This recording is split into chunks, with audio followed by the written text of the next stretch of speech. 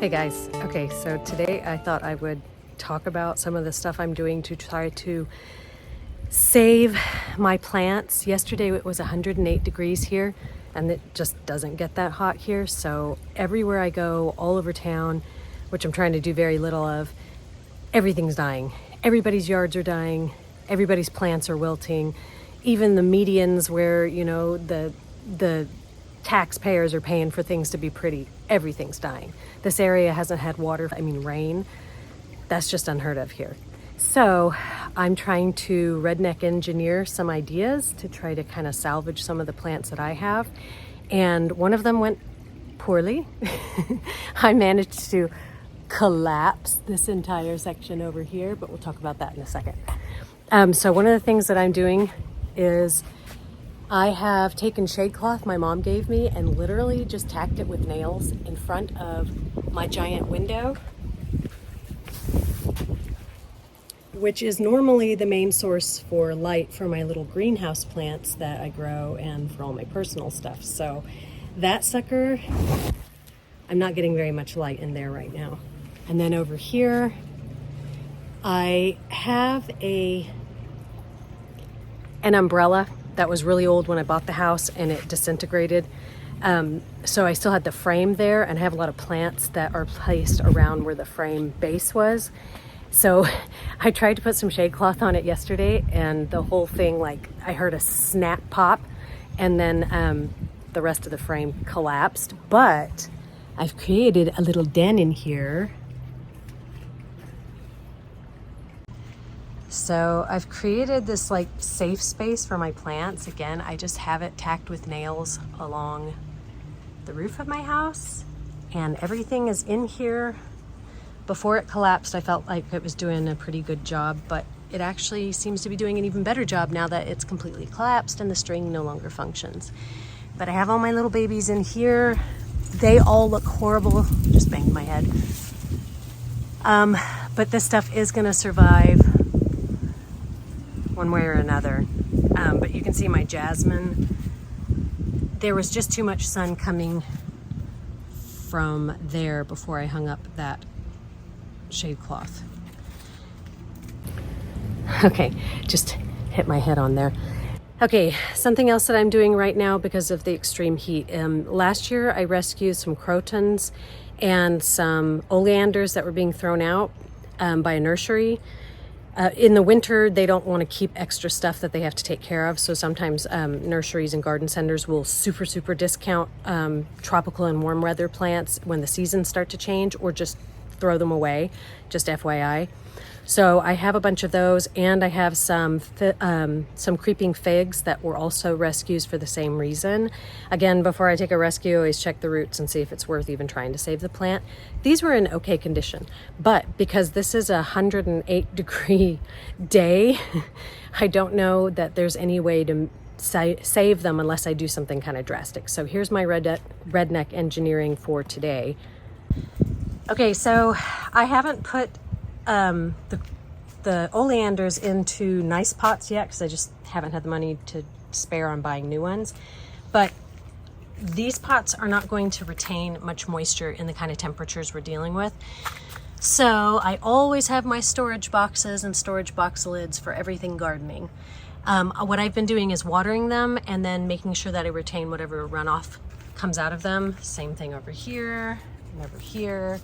And those might look like really bad right now, but they're actually getting new leaves even under the circumstances. I've also put them under these trees I have right here so that they're getting shade. Even though oleanders love sun, it's just so intense that it's evaporating the water as soon as I water these plants. Another thing that I'm doing back here in my backyard is I'm maintaining this fountain and making sure it has plenty of water, because all of the critters in the area come here and use it. And I just feel like now I'm responsible for them having water. I have been watering only at night these Mexican petunias, because if I water them during the day, obviously anything that gets on the leaves is gonna burn the leaves. But I've been watering them at night and hoping that they'll be able to soak up some of that. I've also got these baby maple trees that I did not plant. They are nature's gift. but they started looking horrible, so horrible that I let my well run all night, and I never do that. I do not like to waste water, but in this case, it's not wasting water. However, I'm glad that I have the well, because otherwise I don't know if I can salvage anything here. What I'm going to show you next is a tree that I knew was going to come down eventually. It was already sickly, and it's a tree that's part of the forest where there's a green belt that goes through my neighborhood.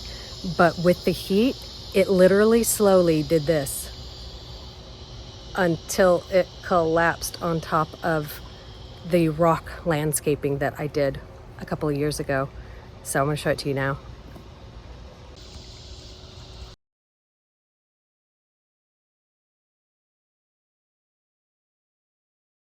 This kind of looks cool the way it is, but that was a tree that was standing up and now has made this really cool cave.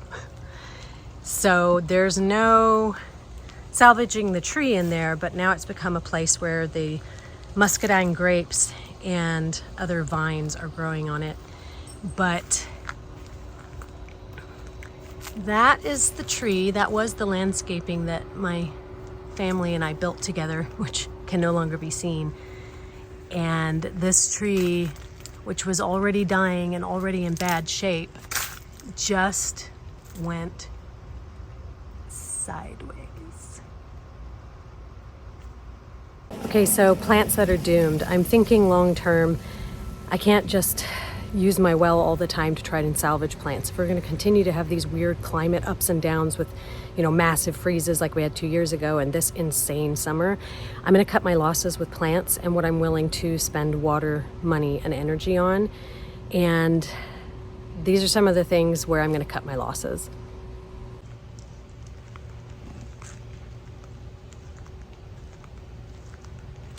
So these were already pretty eaten up. And they were already in bad shape, but some of them looked better a couple of months ago. At this point, I don't see any reason to even replace them. I am probably going to do something creative with some rocks. I will do a video when I figure that out. But in the meantime, this just isn't worth the amount of money and energy it would take to replace all of these. It just looks horrible all the way down. Okay, when I bought my house, this was all English ivy. Every inch of it was covered on the ground with English ivy. Then we started having problems with a specific species of tree here that everywhere in the little suburb that I live, all over it, that one species of tree is dead. So they're getting cut down everywhere because they're just collapsing. I had to have 5 cut down, and it was very, very upsetting because one of the reasons we liked our house and one of the reasons we picked it is because it had a wooded lot. So this is what's left of it.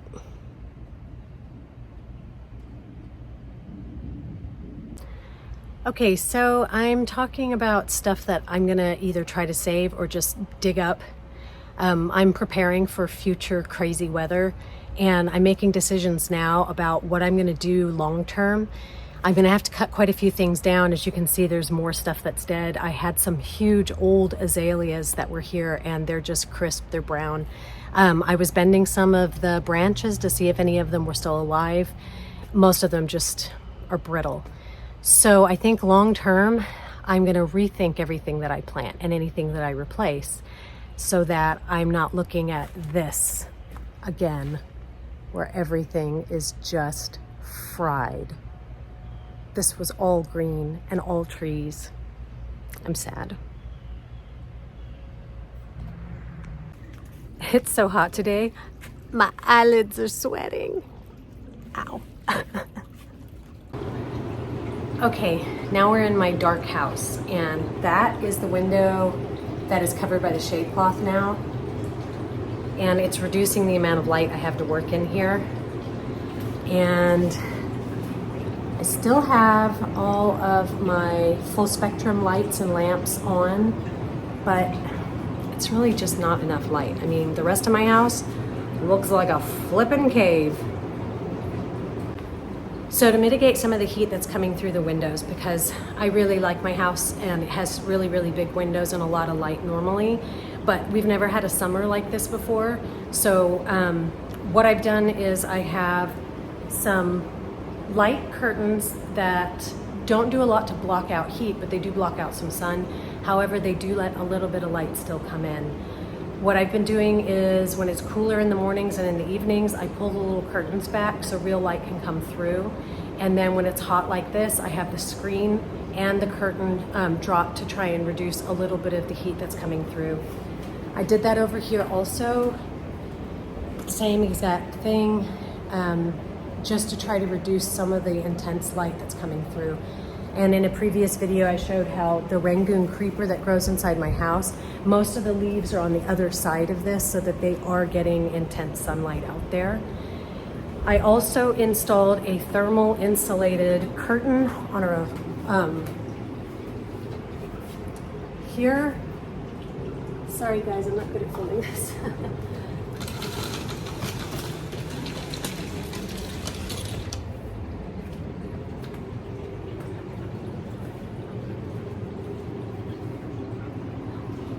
So that helps with the light getting blocked on the outside with my Redneck engineered shade cloth and then this thermal insulating curtain. It's helping a whole lot. But again, I'm not getting enough light. And even when I push all my plants up close to the full spectrum lights that I do have, it's like winter in here for the plants. I mean, not because it's super cold, but just it's not a lot of light. I'm doing my best. And then the other thing that I'm doing, because this is an unusually hot summer, like insanely hot, and because I'm concerned that it's gonna be like this again, who knows how many times in the future, I've done a video before about using a swamp cooler to create humidity and also to cool the air in your house. My mother, who's an amazing human being, gave me a second one. And I really like my swamp coolers because they cool the air. They're not just a fan, they actually create AC, and it feels amazing. Doesn't it, buddy? It feels amazing. So I have 2 of them now, and they are hugely helpful because I have high ceilings in here, which is good for allowing hot air to rise. But I have one on this side of the house, and then I have the other one on that side of the house. And they're blowing in 2 different directions. And then I have another little fan over here. Excuse my mess over there. That is blowing upwards to try to blow hot air up that way. So that's what I'm doing. So I don't know, maybe the advice will help others. I definitely would invest in a swamp cooler. I'm able to keep my AC set at 80 and we're comfortable in here because with the swamp coolers on, and the temperature set at 80, we're not suffering at all here. It makes a big difference. It saves me electricity and it's keeping the house comfortable. My biggest complaint is just that I'm having to reduce the amount of light that's actually coming into my house, and my entire career depends on light. All right, guys, I don't know if any of this is really helpful, but those are the things I'm trying to do to mitigate this exceptional heat. And I'm thinking ahead, what am I gonna plant this fall? What am I gonna cut down this fall? What am I gonna give up on?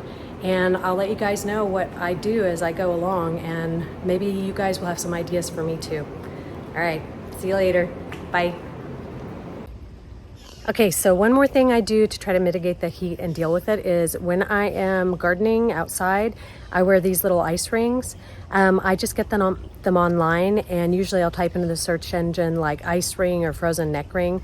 It doesn't matter what brand, but they're filled with gel instead of water. So when they're frozen, they don't burn your skin, they don't hurt to wear them. They freeze in about 15 minutes in the ice chest with my drinks, and I can throw them in the fridge. They freeze really quick there too. And what I do is when they start to warm up, I switch them out. And so I have 3 of them, and I'm always got an extra one for anybody who's working with me. And I give these to my gardening friends all the time as gifts because they really do help. They cool the blood as it circulates. So, you know, those things that you dip in water and you wring them out and it's like a little towel. No, it's not even a comparison. So anyway, no particular brand, but see if you can't find one of these while you're hot and outside working in this ridiculous temperatures. So if you guys have any other ideas similar to this or something I haven't thought of, please share. We all need it. We all need the advice.